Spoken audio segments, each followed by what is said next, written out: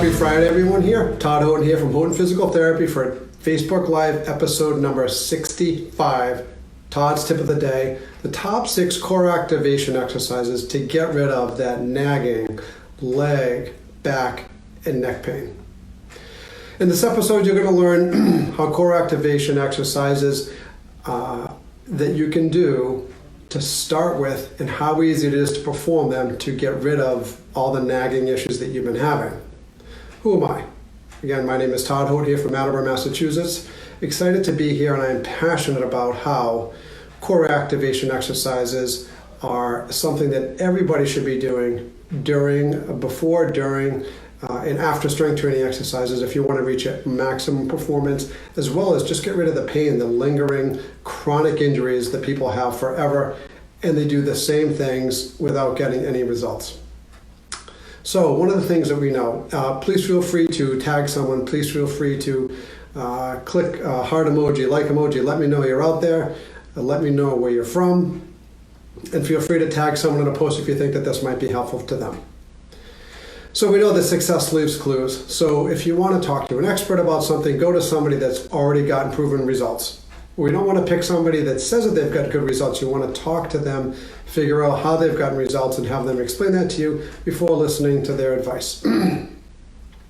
So to me, the core of the fuse box is everything. When we activate the neck, the spine, anything along the spine, in the lower body, it makes the arms and the legs move better and more efficiently with significant decrease in pain or no pain at all.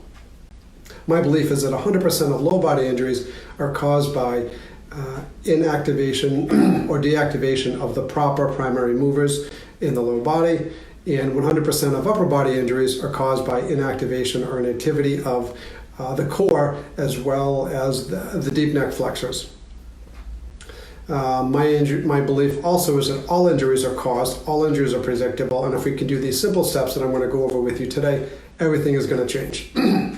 So last week we talked about what the primary and secondary movers are, what I believe are the primary and secondary movers, and what can happen if we do not work the primary movers like they should be, and we work the secondary movers and we overwork them. The muscles to be activated, to me, the primary movers are the glute, the transverse abdominis, the glute maximus, and the adductor muscles. And what happens if we do this, and what does it really matter?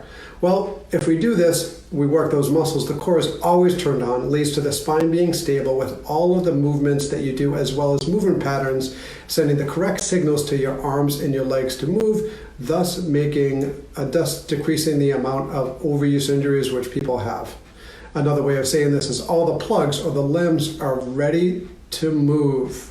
They're ready to move, and then they're ready to be a part of a movement pattern, which is when you increase your activity level, then you have more movement patterns. It's also treating the core of the issue, not the result of it.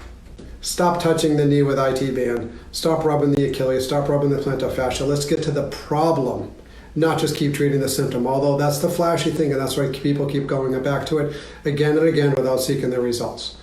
After we work the primary movers, then we want to decrease the spasm and get rid of the pain in the secondary movers, and then we want to strengthen the secondary movers. We do need to strengthen them because they are backup muscles. What are these secondary movers, in my opinion? The low back, the glute medius, the smaller hip rotators, the multifidus, some of the secondary muscles that we want to start working.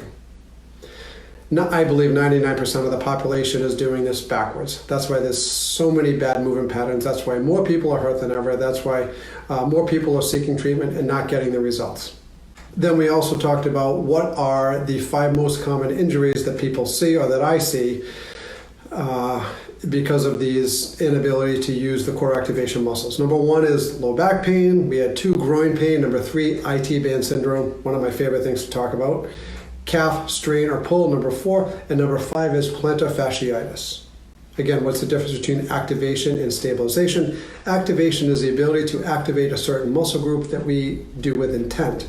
Stabilization, to me, is we're able to activate that muscle and sustain it through a movement pattern. So here we go, the meat of it.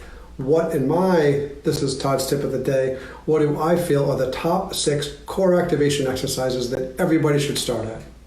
Now let me start before that is everybody needs to find their starting point. That is the most difficult part of my job, is to find the starting point. Where do people actually start at, and to have them buy into being honest with where their starting point is. If we have the wrong starting point, you have a map, start in the wrong place, you're not going to find where you got to go.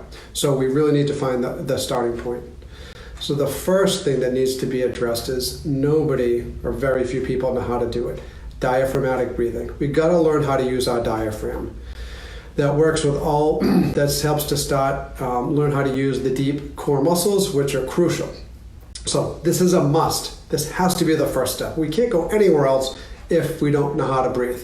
If you can't breathe lying down on your back, what are you going to do when you're running? What are you going to do when you're riding your bike? It's not going to work. We got to learn the baby steps first. It sounds simple, but this is literally everything. Progress from lying down to seated, to walking, to running, to riding, whatever activity you want to do. So that's number one. Number two is the chin tuck or the scapula stabilizing muscles. And why is that important? That is working the fuse box. It activates the upper body and the lower body fuse box, which is going to generate all the power to the plugs, meaning your shoulders, elbows, wrist, hips, knees, and ankles. And it's crucial for avoiding upper and lower body injuries. We got to do the chin tuck. You have to have good posture. We need to stack the spine properly all the time. And we got to keep the shoulder blades back, scapular depressors, neck muscles, has to start there. Everything from the neck affects everything all the way down. Everything from the low back affects everything down from there as well. The transverse abdominis muscle, this is a must as well. You have to learn how to get your TA muscle fired up. You need to learn how to isolate the transverse abdominis because most people don't know how to do that. So we got to do this lying down first with some breath work. If not completed, we are missing a huge foundation step, so we've got to get the TA sets. Again, sounds really simple because it is. Simple to do, also simple not to do. Number four, one of my favorite exercises is the adductor squeeze when you put a ball between your inner thighs as close to your groin as possible, not at your knee. People say, well, I do the ball squeeze and it doesn't help. Of course, you're not doing it right. So what do we want to do? We want to have the ball close to your inner thigh, and we want to activate the deep adductor, deep inner thigh muscles.